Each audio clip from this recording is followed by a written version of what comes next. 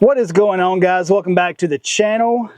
This is my co-pilot here, Easton, my son. He's going to be helping us in the video today. Yeah, so I've made another terrible financial decision. As you can probably tell from the thumbnail, I bought another Jeep. Yeah, it needs to be fixing. Yeah, we're going to be fixing it. So as you probably already know, I need another project, like I need another hole in my head, but this one I couldn't pass up. It's a J-10. You never say no to J-10s.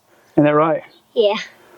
So we are actually in my backyard right now. The shop where I do all my videos is right there with all the junk around it. So you might be asking yourself, well, what is it? This is a 1984 Jeep J-10 pickup truck. The front has been converted, looks like, to a razor grill. I believe these came with the square headlights, and it came with the grill that came up here. It might be called the pig nose. It looks like they put new fenders on it and a new hood, and it looks like something was going on with the bed. So this Jeep actually popped up on Facebook. Someone that I graduated high school with tagged me in a post on Facebook Marketplace, and it was this Jeep. And it was actually in my hometown of Kinston. So of course I had to go check it out. And when I got there, I started talking to the owner. He said this truck had been in his family for about 20 years. It was his dad's truck. He kind of drove it on the farm, drove it here and there. The last time the tags were registered, it looked like it was 2008. So what was pretty cool, the owner of the truck had actually seen a couple of my videos on the Cherokee that I built, the green one. Oh, did you mess that tire up, Easton? You did? I think it was already messed up. So these radial mud terrains, I'm not sure when they quit putting radial in front of the mud terrain on the first BFG mud terrains, but these dudes are old. So I know I'm kind of jumping back and forth from the truck and story time and everything, but let me show you a little bit about it. So it looks like this is not the factory hood that came with it, but I'll show you everything under here. So this is a inline 6 258. I believe it's the 4.2. I believe that's correct. Looking pretty pitiful, and it's looking pretty tired. And I do not know what this is. Does anybody know what this is? I asked the owner what it was, and he couldn't tell me. So yeah, if anybody can tell me what this is, I would highly appreciate it, because it looks like some sort of locking mechanism, but how would it lock unless something pushed in? I don't know. So, and then how would you unlock it if the hood was closed? I need somebody to tell me what this is, please. But other than that, everything in here is not terrible looking. It's definitely from 1984, but it looks like everything is there except for a battery. So these pretty much all come with the Dana 44s. This one's got a passenger side drop Dana 44, as you can see right here. And it looks like it already has some sort of lift on it. You can see right here. Hold on, let me get you in there. Hold on. Look at the drop down brackets for the shocks. That's cool. It looks like they just welded a plate and then sent a bolt in, and they were like, oh yeah, that'll work. Old-timey lift kits are cool to me when they were homemade, because they were, you know, they didn't have the internet to go to or anything like that. They were just like, dude, I got a buddy that'll weld it. And that's how they did lift kits back then. The tailgate seems in pretty good condition. It's got some rust spots, but there's no holes or anything like that. And then another thing on this Jeep that I noticed immediately is that the cab corners are in. And there's no rust right here. So there is a little bit of rust on the leaf spring mount right there, and then there's some pitting right here, but these cab corners are here. I've never seen one of these Jeeps that have been in a field somewhere that didn't have rusted cab corners. And it's the same way on the other side. See, I'll show you right here. No rust, except for right there. But I can fix that. But these cab corners, normally these are like gone. So that is nuts. And then, if you have a close eye, you would have noticed that this bed section right here is different. But it looks like the factory decals are still right here, not right here, but right here. So I asked the owner what happened here, and I believe, if I remember correctly, he told me that he thought that a tree had fell on the bed right here, and that somebody had cut another bed off a J-10 and fabbed it into this bed here. So you can see the line, there's some Bondo, some rusty welds, all the way right here. But it's pretty lined up. So there's a body bushing that's out right here. That's kind of why the body lines are off. But the bed lines up pretty good. So whoever did that, you did a pretty good job. And you can see in here, they were just like, oh, we'll just weld the outside. It's fine. I'm cool with that. I respect that decision. So you can see this side, this is the good side. The good side here. It's just got some dents right there. It's pretty normal. And then this is a new fender, I believe.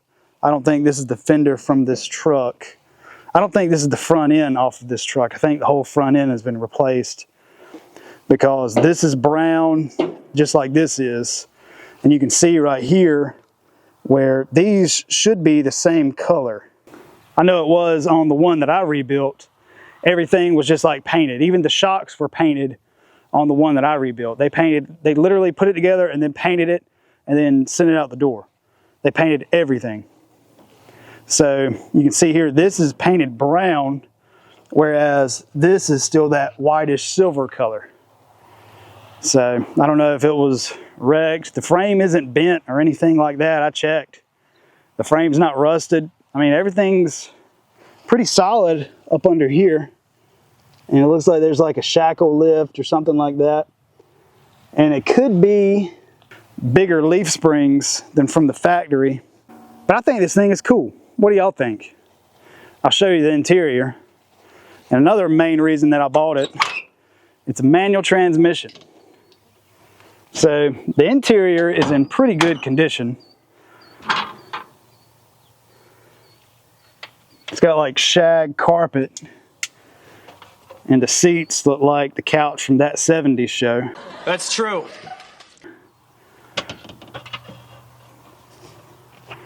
But it's really not that bad.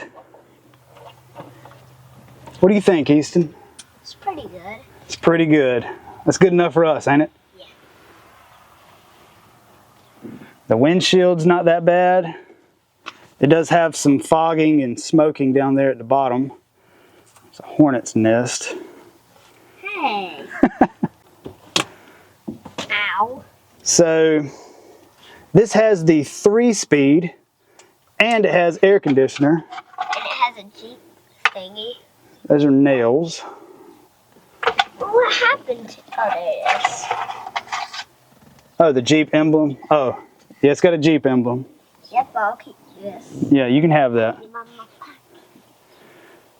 So what my plan is today is I want to put a battery in it and I want to put new wheels and tires on it because these are obviously about to explode in my face.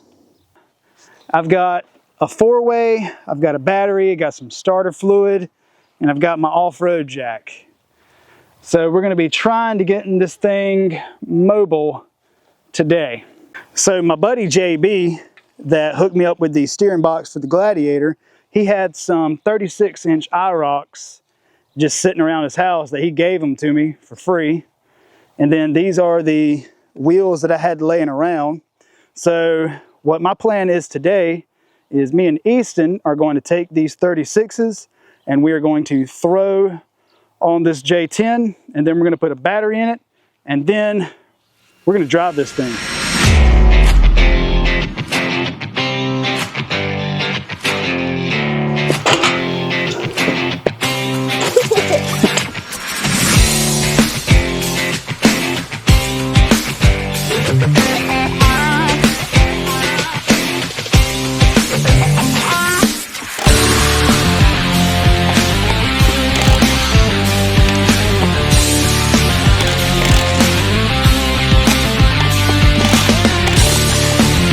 So it looks like the guys at the tire shop did not listen when I said I want 2 lefts and 2 rights. They just put them all the same direction.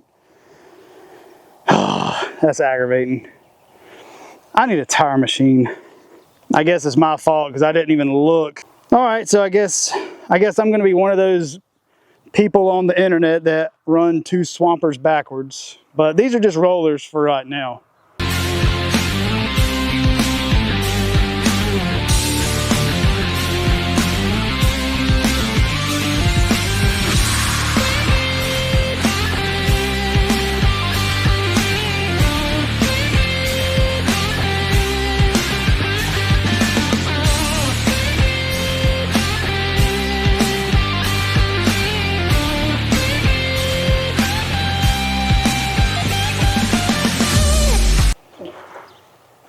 Man, this looks a lot cooler with Super Swampers. I'm going to try to get this battery in here. Hopefully it'll fit.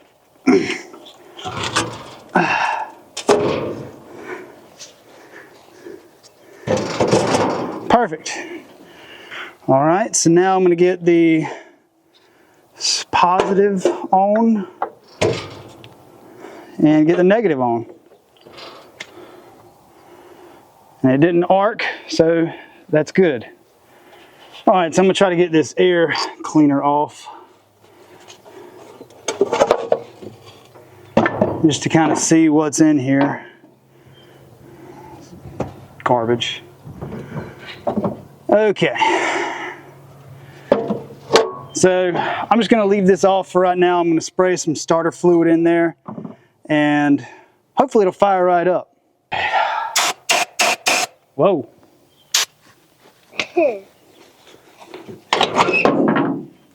All right, gonna make sure she's in neutral. All right, you ready, Easton? Yep. Hey, it cranked right up. No way.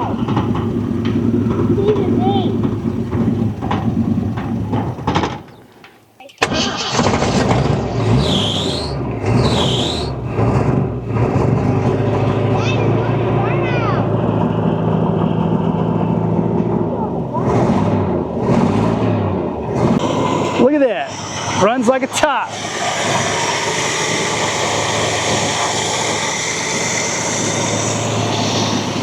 I forgot I had to pat the gas a couple times.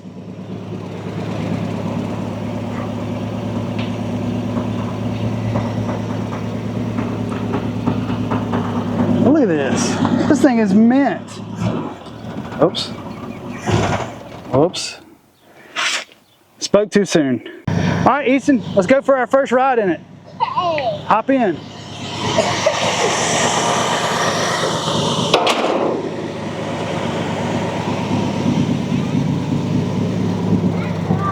Yeah, I'm gonna bring this with us. They were so thoughtful, they gave us extra parts, Easton. You could have used those all along. Yeah. Cool. All right, so clutch in. I think this is reverse. All right, don't cut off. Also, there's a tire behind you. I think I moved it. No, you didn't. Get on the tire. Oh. Oh, he was right. I did run over a tire. Whoops. Easton told me that there was a tire behind me and I didn't believe him. Sorry, dude. That was just a pretend test drive. That was a test. Yep. So, little update. We went from right there to right here and it cut off and now I can't get it to move anymore. So I put about a gallon of gas in it and got it started back, but it's like you let out the clutch and it just cuts off. I wonder if the brakes are seized up and that's just kind of making it not want to roll. All right, let me do some digging into this. I think I figured out my issue. So it is in neutral. Let me verify that. Neutral. The e-brake is not on. I double checked that. And this thing will not turn at all.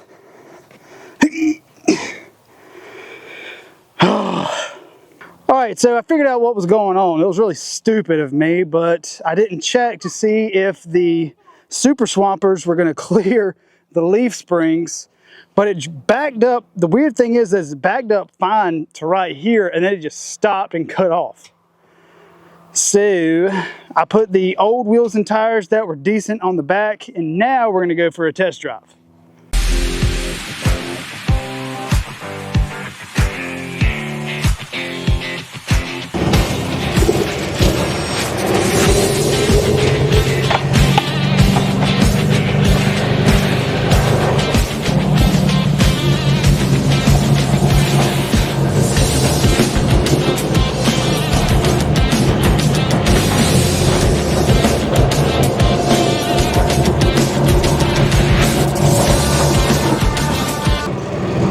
This thing rips.